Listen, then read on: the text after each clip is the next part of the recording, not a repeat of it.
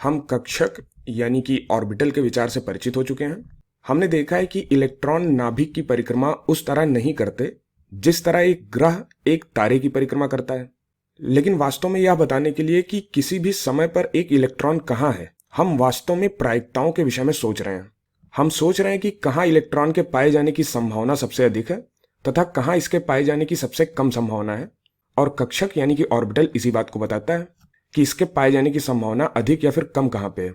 और ये सभी चित्र हमें विभिन्न उपकोशों यानी कि सबशेल्स में पाए जाने वाले कक्षकों के प्रकार को दर्शाते हैं।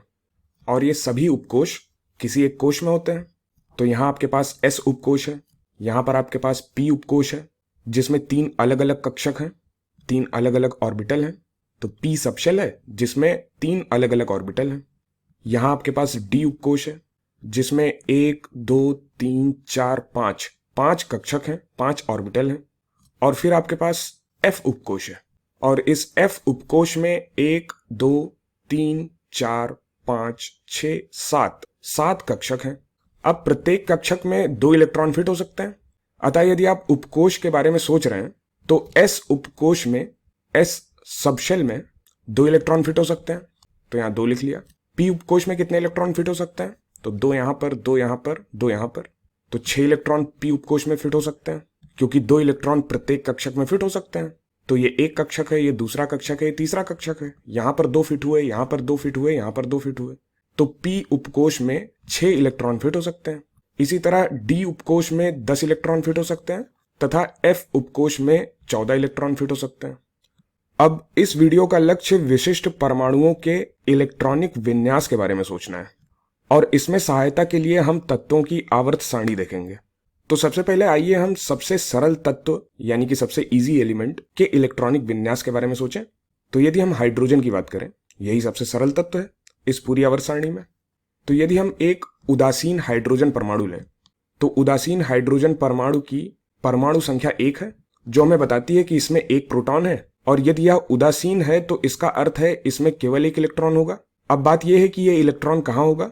वैसे ये सबसे निम्न ऊर्जा स्तर में होगा या फिर कहें प्रथम कोश में होगा, और उस प्रथम कोश में केवल 1 उपकोश होगा। इसमें केवल 1 प्रकार का कक्षक होता है और इसमें केवल 1 S उपकोश है, और इसलिए यह उदासीन हाइड्रोजन परमाणु जिसमें 1 इलेक्ट्रॉन है वो इलेक्ट्रॉन S उपकोश में चला जाएगा। तो यहां पर हम 1 लिख लेते हैं। ये जो 1 इलेक्ट्रॉन है ये S उपकोश में चला गया। अतः हम कहेंगे कि इसका इलेक्ट्रॉनिक विन्यास 1s1 है। 1 का मतलब हुआ प्रथम कोश जो केवल S उपकोश से बना है, इसमें 1 इलेक्ट्रॉन है। अब यदि हम हीलियम लें तो क्या होगा। वैसे एक उदासीन हीलियम परमाणु में 2 इलेक्ट्रॉन होंगे। चूंकि हीलियम की परमाणु संख्या 2 है यानी कि इसमें 2 प्रोटॉन है, और चूंकि ये उदासीन हीलियम परमाणु है तो इसमें प्रोटॉन की संख्या इलेक्ट्रॉन की संख्या के बराबर होगी, यानी कि इसमें 2 इलेक्ट्रॉन होंगे।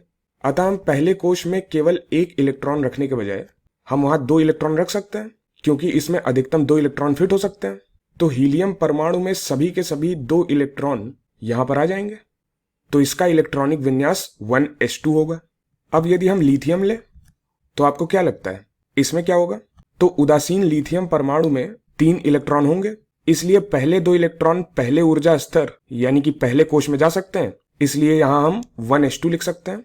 और फिर तीसरा इलेक्ट्रॉन दूसरे कोश में जाएगा और वह उपकोश जिसे ये पहले भरेगा वो S उपकोश होगा। तो दूसरे कोश का पहला उपकोश जो कि S उपकोश है, ये तीसरा इलेक्ट्रॉन यहां आ गया।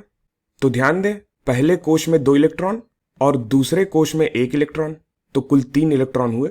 तो लिथियम का इलेक्ट्रॉनिक विन्यास होगा 1s2 2s1। अब बेरिलियम के बारे में हम क्या कह सकते हैं। वैसे इसका इलेक्ट्रॉनिक विन्यास काफी हद तक लिथियम के इलेक्ट्रॉनिक विन्यास जैसा ही दिखेगा, लेकिन इसमें 4 इलेक्ट्रॉन होंगे। तो यहां हम बेरिलियम को लिख लेते हैं। अब चूंकि ये बेरिलियम का उदासीन परमाणु है तो इसमें 4 इलेक्ट्रॉन होंगे, तो उनमें से 2 पहले कोश में जाएंगे, तो यहां पर हमने 1s2 लिख लिया। और फिर अगले 2 दूसरे कोश के S उपकोश में भरेंगे, तो यहां पर 2s2 लिख लेते हैं। तो ध्यान दें, यहां पर हमारे पास कुल 4 इलेक्ट्रॉन है जो कि एक उदासीन बेरिलियम परमाणु में होते हैं। तो ये बेरिलियम का इलेक्ट्रॉनिक विन्यास है। लेकिन अब हम बोरान के बारे में क्या कह सकते हैं। यहां पर बोरान थोड़ा रोचक हो जाता है, क्योंकि एक उदासीन बोरान परमाणु में 5 इलेक्ट्रॉन होंगे, अतः पहले 2 प्रथम कोश में भरे जाएंगे, तो यहां पे 1s2 होगा। अब अगले 2 इलेक्ट्रॉन दूसरे कोश में जाएंगे और S उपकोष को भरेंगे तो यहाँ पर 2s2 आ जाएगा। और फिर हम P उपकोष को भरना शुरू करेंगे तो अब हमारे पास एक इलेक्ट्रॉन बचा है और इसे हम दूसरे कोष के P उपकोष में भर रहे हैं तो यहाँ पर 2p1 आ जाएगा। अतः इसमें से किसी एक P कक्षक में एक इलेक्ट्रॉन होगा। तो ये हुआ बोरॉन का इलेक्ट्रॉनिक विन्यास। अब क्या होगा यदि हम कार्बन का इलेक्ट्रॉनिक विन्यास लिखना चाहें? वैसे काफी हद तक बोरॉन के जैसा ही होगा, ये बोरॉन के इलेक्ट्रॉनिक विन्यास जैसा ही दिखेगा, लेकिन हमारे पास एक और इलेक्ट्रॉन होगा क्योंकि उदासीन कार्बन के एक परमाणु में कुल 6 इलेक्ट्रॉन है। तो फिर ये एक अतिरिक्त इलेक्ट्रॉन एक बार फिर दूसरे कोष के P उपकोष में ही आएगा क्योंकि उसमें 6 इलेक्ट्रॉन फिट हो सकते हैं। अतः हम पहले कोष को 2 इलेक्ट्रॉनों से भरेंगे तो यहां पर आएगा 1s2। फिर दूसरे कोष के S उपकोष को 2 इलेक्ट्रॉनों से भरेंगे तो यहां पर आएगा 2s2।